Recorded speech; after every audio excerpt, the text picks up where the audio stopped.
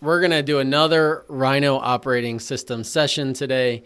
And so for those of you that are new, Phil, this is for you. We are going to do a very quick overview of what the heck is the Rhino operating system. So this is the Rhino operating system. It has 5 components. They are who, understanding your who, kind of your unique DNA, why, your purpose, what, the actual work that you do, how you actually execute on that, and when, maximum rhythms of productivity. So today's session is going to be in the who component. In fact, this entire quarter, we've been going through the who component. But before we jump into today's session, I want to talk a little bit about self-curiosity. So I want us to spend a minute thinking about our thinking. It's rare that people take a step back and say, what did that thought that I just have actually mean, and what does it say about me? So I'm going to show 6 pictures on the screen. These are just 6 random pictures. What I'd like you to do is think immediately about the picture that caught your attention. Pick one picture from these 6 that caught your attention. And I'd like you to think about, why did that picture catch my attention? What about that picture resonates with you? What emotions or thoughts or maybe even memories come up as you look at that picture? And what I'd like you to do is post in the chat. You could just number these kind of left to right, top to bottom, 1, 2, 3, 4, 5, 6. Go ahead and post in the chat, which picture did you pick? 1 is the top left, 6 is the bottom right. Okay? All right, we got a smattering of pictures that have been picked so far. I'm seeing some 5s, some 2s, some 3s. All right, I'd like 3 people, if you don't mind, raise your virtual hand, and I'm going to do a little bit of a self-curiosity exercise with you. So if you picked your number and you're willing to come off mute, go ahead and hit the reactions panel and hit the button that says raise hand. I'm going to ask you a couple questions. And if not, I'll just call on some people that put a number in the chat. Mel, thank you. And 2 other people. Thank you, Elena. Thank you, Jason. Perfect. We got 3 people. I'm going to go Mel, Elena, Jason. Mel, what picture did you pick? Number 5. Number 5. Okay. So that's the one with all these people. I figured that out after I stared at it for a while. Okay. What about that picture resonated with you? I didn't know what it was. I wanted to know. So you were curious. Okay, so it's Yes. sparked a little bit of curiosity. Is there any underlying emotions or feelings that you felt, or even that you feel now looking at that picture? Well, until you said it was people, I didn't know what it was. So kind of like, aha, okay, I get it now. It's a bunch of people standing around, arms in the air. So emotions, I don't know. I'm not sure how I'm feeling. More like solved emotion. I don't know.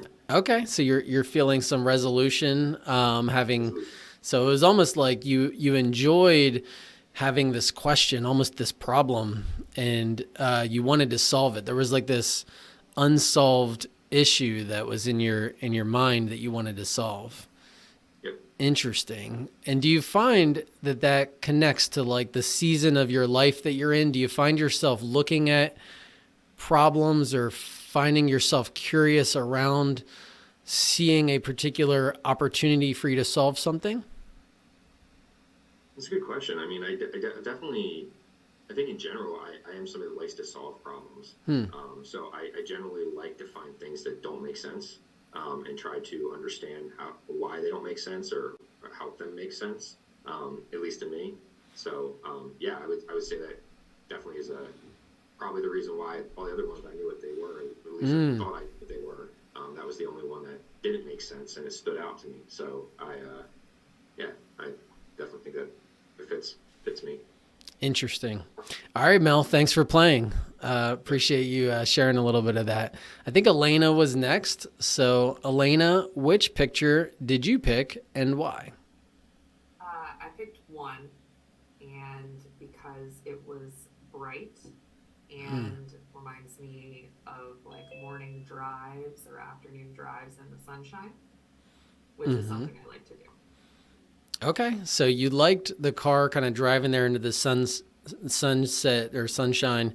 It sort of made you think of brightness, and it connects to something that you like to do. Um, does it evoke any particular emotions in you that you feel like, hey, that sort of resonates with this season of life that I'm in, or anything like that? Yeah, so I would say it's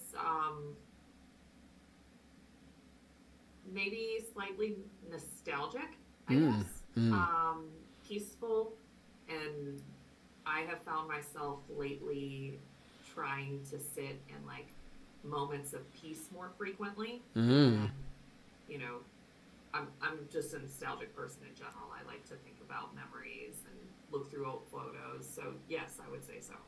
Awesome. So the nostalgia piece, I love what you said about seeking out kind of peace. I think I know I resonate with that, having young kids myself, and I know you have a little one at home.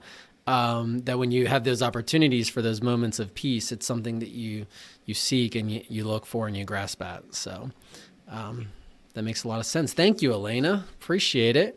I believe Jason is my third volunteer. So thank you, Jason. Which picture did you pick and why? I picked the third pitcher, and I'm not really sure because I feel like I'm going to be very negative and downer, Debbie Downer for your for your presentation, Andrew. But it just reminded me of the devastation that's going on in Ukraine right now, and all the bombed out buildings, and just it's very sad. Yeah, that is a picture of Ukraine. Okay. So look at that. Uh, tell me a little bit of why that drew you in. It sounds like you were drawn to the fact that there's devastation in the world. Is that typical for you? Are you connected to this sense of maybe justice or something like that? Very much so, and I actually I'm kind of a news junkie too, so I watch the news every day, and yeah, I vacillate back and forth between being angry and sad at that picture. So Yeah. And that evokes emotions that are strong emotions. So I'm guessing that as you felt those strong emotions well up inside you, it sort of drew you even more into that picture. It's almost like you probably couldn't even see the other pictures. I couldn't at all. The minute I saw that one, I forgot about the other five. Wow. Yeah, because those emotions were so strong. Thank you. I appreciate you sharing that. Sure. So thank you for playing. Thank you for my three sort of guests there. Wow, that couldn't have worked out any better. All three of you picked three different pictures, and you all had three very different reasons for picking those pictures. So the point that I want to make is oftentimes we have this like stimulus and this reaction. So the stimulus here was these pictures, and the reaction is maybe something we felt, but we don't often ask ourselves, why did I feel that way? Or what about that caused me to react in that particular way? And that's where self-curiosity comes into play. So today we're going to talk about core values.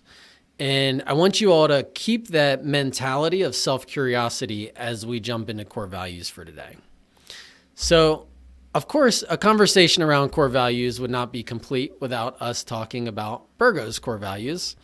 You all know these. You've probably got them memorized. You could probably recite them in your sleep. But why do we have core values here at Burgo? Well, it's because those core values guide everything we do and how we do it. You all know we make decisions around our core values. We hire, we manage, we review, we reward, we recognize all around these core values. And they are our unique DNA. They say that we operate as a team. We're humble. We charge forward. We act with integrity. We focus on the vision of improving lives through real estate. We bring our best every single day to produce excellence. So these are Burgo's core values. And my question is, have you ever thought about your personal core values? Well, if you haven't, we're going to spend a few minutes talking about that today. And so I'm going to offer 3 guides to help you think about your personal core values. And it really all starts with that concept of self-curiosity and thinking about our thinking. So we're going to spend some time thinking about our thinking today. Well, the first step to help you think about your core values is for you to reflect on what matters most. So a thing that you could do is reflect on the people that matter most in your life and why do those people matter, the behaviors, the character traits, the unique issues that help you think through, okay, these particular aspects of my life are super important. So core values are these like underlying beliefs, guiding principles in our life.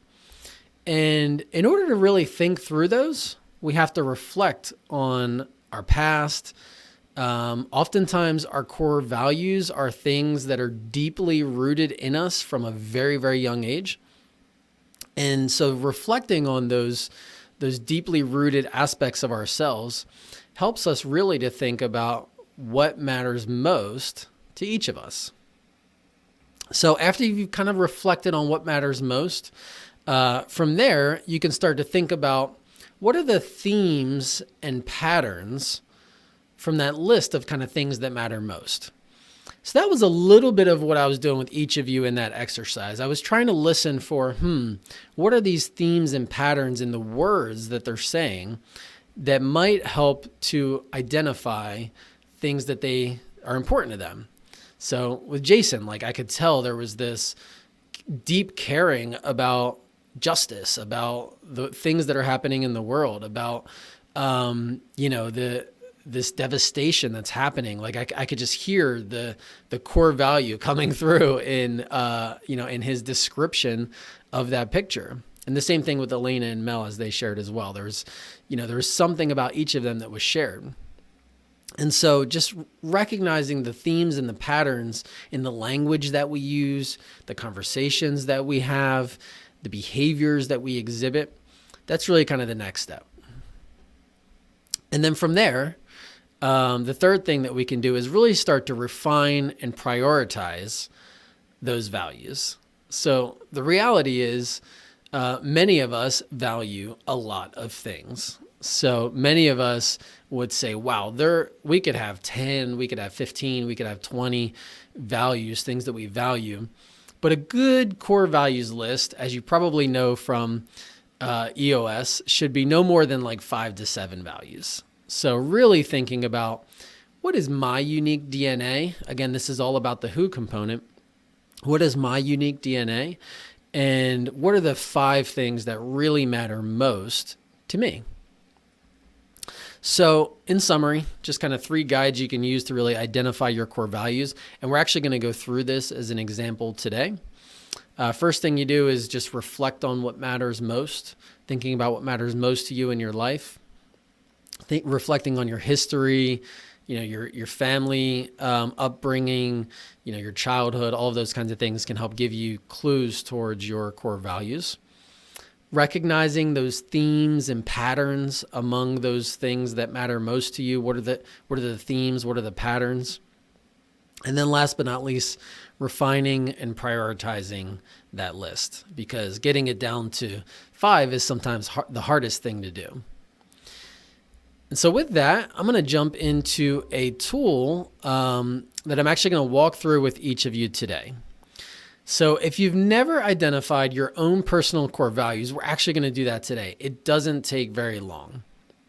And so this tool is called the My Core Values tool. And the first thing that we're going to do is look at just a list of values. Kim went ahead and posted the fillable PDF here in the chat. So you go ahead and just click on that. You might want to make a copy so that you're working on a version that's in your own drive. That way you can share it, save it and share it later. But on this slide and then in the PDF as well, there's just a list of random core values. And then at the bottom, you'll see some blanks. So what you could do is you could pick from this list, or you can write your own on these blanks at the bottom. So, things like, again, justice was one we had just talked about. Humility is obviously one of Virgo's core values. What I want you to do is just take a minute and circle the 5 or more, but try to keep it to about 5 that resonate with you the most.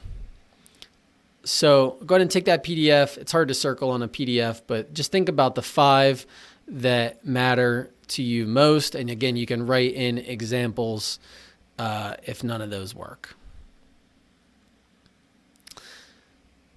Hopefully most of you have at least written down a few. I'm going to keep things rolling here. Once you've written down or circled 5, here's the hard part. I want you to actually force rank your top 5. So that means you're going to come up with which one is number 1. This is my most important value. Number 2, number 3, number 4, and number 5. So this is where you're going to actually fill them in the PDF. What are your top 5 in order, with number 1 being your most important? And 5 is obviously still going to be very important, but it's at the bottom of your own personal list. And then just to round out this tool, the last section is where you're going to think about why you chose those values and how they show up in your daily life. So, for example, here, maybe this person picked family. Family's most important to me, always has been, kind of where they are today because of their family. Strive to be a generous person, treat people with respect and kindness, value personal growth, always looking to learn and grow into a better, healthier version of themselves. So you can see how this person's core values are not just words, they're things that this person tries to live by. It shows up in their daily interactions with people. So if you went through this exercise, if you wouldn't mind, what I would love each of you to do is post in the chat, what did you put for your number 1 value? Even if you don't have your top 5, go ahead and put what you put for your number 1 value in the chat. All right, here they come. They're flowing in. Love, family, faith, trustworthiness, loyalty, respect, health, growth. Those are great core values. Obviously, there's no wrong answer here. I'm going to ask for another volunteer or 2. If you're willing and you went ahead and posted that number 1 in the chat, I'm going to ask you to come off mute. Go ahead and raise your virtual hand. See again if I can get 2 or 3 people to do this. Raise your virtual hand. I'm just going to talk through a little bit with you what you picked for your core values. So could I have, let's go with a few different volunteers this time. Can I get maybe 2 or 3 people to raise their virtual hand and share?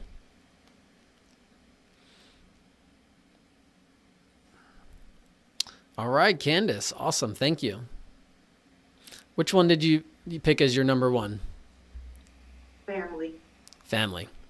Can you tell me a little bit about why you chose that and how that shows up for you? I don't know. I'm very family oriented. My family's huge, and everything kind of derives from that. We're very close knit, so without them, like it makes the day to day easier. Mm-hmm. I guess I'm just really big on it. So, I love that, Candace. And did you grow up in a family that was pretty close? Like, did you find yourself staying close with your parents and even grandparents at a young age? yes, I had 2 fathers, so I have huge family. So Yeah. I'm very close with everybody, but it was just nice. We grew up in a really big house, a lot of people, and you need it. It's almost like I can't be by myself sometimes. So, Yeah, that's great. Thank you, Candace. I appreciate you sharing. mhm. It's interesting. I've talked to a number of people that have chosen family through the years, and some of them that chose family came up in very strong family atmospheres, very functional family backgrounds. And some I've actually found that really value family actually grew up in a bit of the opposites. They grew up in a pretty dysfunctional family situation where they didn't really have that family kind of upbringing and closeness. And that's why they value it. And that's why they want to make sure that their kids and their grandkids sort of have what they didn't have. So one of the things that's interesting is our backgrounds and our upbringing can really go either way. They can push us toward, a particular situation, or if we didn't have that, it could actually kind of draw us towards it. So thank you, Candace. Appreciate you sharing. Gina, what did you pick and why? So I also picked family, but in contrast to Candace, being that my husband and I are expecting our first baby in May, family has become a little bit different because family is about consolidating down to the two of us is like the top family, and everybody else is kind of below that so that we can function as a unit, before we take in anybody else's opinions on what we're doing with our lives. That's amazing. I love that. I remember Shannon and I having that same exact conversation when we had our first kid. It's like, okay, we used to think of family as us up. Now we think of family as us down. And that is a big shift. And I love that you guys are thinking of that. And, I'm sure you guys have great relationships with your parents, but it's one of those things that's it's harder to do than you might expect because, it's the parents always want to kind of get themselves in the family mix. And sometimes you have to kind of say, no, this is like our family is this now. So It's being about aligned on our boundaries, which we very much are. So that's a good thing. That's huge. That is so huge. Awesome. Thank you so much for sharing, Gina. Yes. Awesome. Thank you. We got one more, and I don't want to butcher it. Hanan, is that how you say it? Did I get it right? All right. Let me see. Yes, you did good. Thank you. So I'm first talking about integrity. It is very, very important to me. So integrity and loyalty for me go together. To myself first, to my children. They didn't decide to come to the world, so when they're here, I owe them loyalty and love and integrity. To the others, to my resident, to my family, to people around me. If there is no loyalty, then you're failing them. You're failing being a human being to be part of a society and a clean behavior, a fair behavior, loyal, be true, be transparent to yourself and others. Otherwise, personally, I would go home with a heavy heart that I failed. I failed myself, I failed my children, I failed my job. For the smile, for the 25 years I've been calling my family every Saturday, dad and mom. Every Saturday morning when I call them, instead of asking how are their grandchildren, my dad would say, are your supervisors proud of you? Are you proud of yourself? So I grew up with that, and I respect those values, being trustworthy, being somebody people can count on. And you don't need to expect return. You do it because that's what you believe in. The return will come or not, but that's your value. That's how you respect yourself. That is so good. Words of wisdom there. And I love hearing from you in particular because you did not grow up in the United States. And I think you bring values, and as you articulate them, you're articulating values that I really respect. And you often find, particularly in other countries, they value those same kinds of things, that loyalty, that integrity, that generational importance that, often, not that the United States doesn't value those, but they tend to be a little bit lower on the list in a lot of, Western cultures, particularly United States. So thank you. I appreciate you sharing a bit of your perspective on that. Of course. Amazing. Thank you all. That was wonderful. I appreciate your vulnerability for those of you that shared. For those of you that didn't share, hopefully that was helpful. Just hearing some of your colleagues talk about what matters most to them. And so the thing I want to leave you with is just remembering that those particular values matter for you and the way that you show up to work. and making sure that you're able to express those values is really who you are. That's what the who component is all about. We do a lot of assessments around behaviors and, personality type assessments, but these deep rooted core values, they're huge and they're incredibly important as you go out into the world and as you interact with people. So just a little bit of a takeaway here for you all. Where do you go from here? So again, just a reminder, 3 guides to thinking about your core values. Many of you already did this, and that was really incredible and beautiful for those of you that shared. But just reflect on what matters most, recognize those themes and patterns, and then refine and prioritize. Where do you go from here? You certainly, if you haven't already, complete that My Core Values tool. It's just a great tool to get you thinking.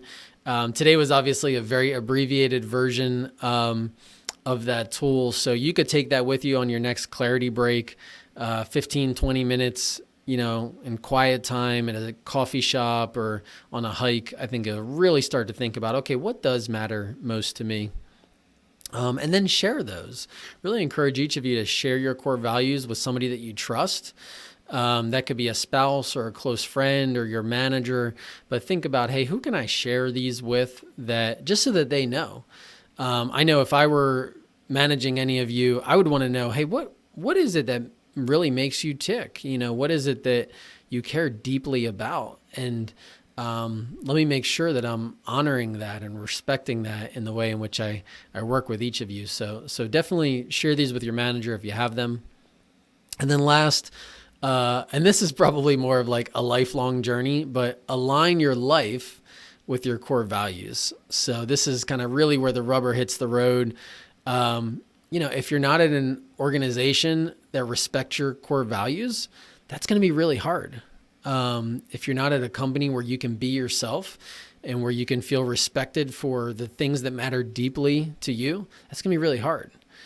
If you're not in a relationship with somebody that respects your core values, that understands them and honors them, that's going to be really hard. And so life is about not just knowing your own core values, but aligning yourself from a work and a personal standpoint with people that understand and support you for who you are, for your core values. So that's it for today. Hopefully that was helpful. Just again, another aspect of digging into the who component, understanding who you are. There's endless layers, of that onion that we could peel back, but hopefully you got one more layer peeled back today for understanding yourself and maybe even understanding a couple of your colleagues. So we do have a few extra minutes. Any questions that I could answer on core values or otherwise?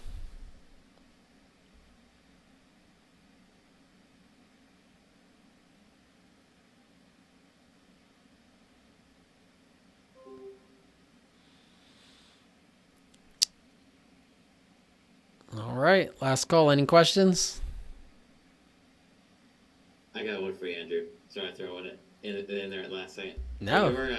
You don't have to share what your personal ones are, but are your personal ones the same or different from Virgo's Thrive? Oh, that is such a good question. I was wondering if anybody was curious about that. Well, you might not be surprised, but sort of as goes the CEO founder, so goes the organization. So I've actually done this exercise a couple times, and while the words might not be the exact words, they're the exact same core values. And so I've kind of gone through this where I've said, maybe like I have this as a little bit of a different core value, but it ultimately boils down to thrive for me personally. So I think that's pretty typical with organizations and their founder is the core values tend to be a little bit of the core values of the founder. Interestingly, we came up with Thrive as a, sort of as a group in the early days, but I've got to be honest, they are 100% my core values. So.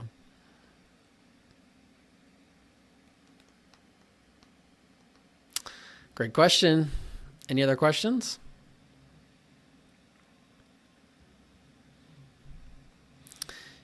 Yeah, and by the way, just for those of you that are thinking about that question a little bit, I think it's okay for people to have different core values from their organization. I think the key is that there's compatibility there. So, for example, if whatever the opposite of teamwork is really your core value, like rogue individualism. I will do it myself. I don't care who I plow over. I don't care who I hurt along the way. That is what I care about. That's maybe not going to feel like a great fit for a company like Virgo, right?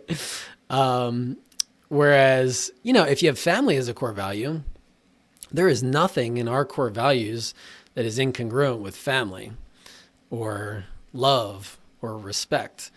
In fact, many of our core values tie to those kinds of core values in many ways. And so the idea is to just get some congruence. It doesn't need to be the exact same set of words, but you definitely want an organization that values what you value. Whether it's sort of tangential to your core values or not. Oh, this is a great question, Emma. I love that question. You guys are like teeing me up to talk about things I love talking about. So Emma asked, do we have core values for our family? And are they different from our personal core values? We do have core values for our family. Surprise, surprise. And they are different from our personal core values. Shannon and I, that was actually right around the time I think Ava was maybe 1 or 2. And we started to say, hey, what are our core values for our family? And so we got together and we brainstormed. We did a very similar exercise to the exercise we just came up with. And we came up with our core values. They actually spell out the acronym PILLAR. So we call them our family pillars. And we say that it's our family pillars that hold up our family. So if you think about like what pillars are designed to do, they like hold buildings up and hold buildings together. So our family pillars are what hold us up and what hold us together as a family. P stands for playfulness. We are a bit of a playful family. We like to have fun. We like to travel. I is importance. We like to make sure that our family members all feel as though they are important. So each of our kids, we try to instill importance in each of those kids. Hey, you are important. You are an important piece of this family. L is for love. We try to show love to each other and help them show love to one another. The other L is loyalty. So similar to some of the conversation I was having with Hanan, just talking about loyalty and what does generational loyalty look like. We want to instill that in our kids, make sure they understand loyalty, prioritizing the loyalty of our family. A is authenticity, being our authentic selves, being able to actually bring ourselves and having our kids be able to bring themselves, their authentic selves to their family. And the last R is respect, teaching our kids to respect one another, to respect their parents. Easier said than done. Thank you for asking. Any other questions?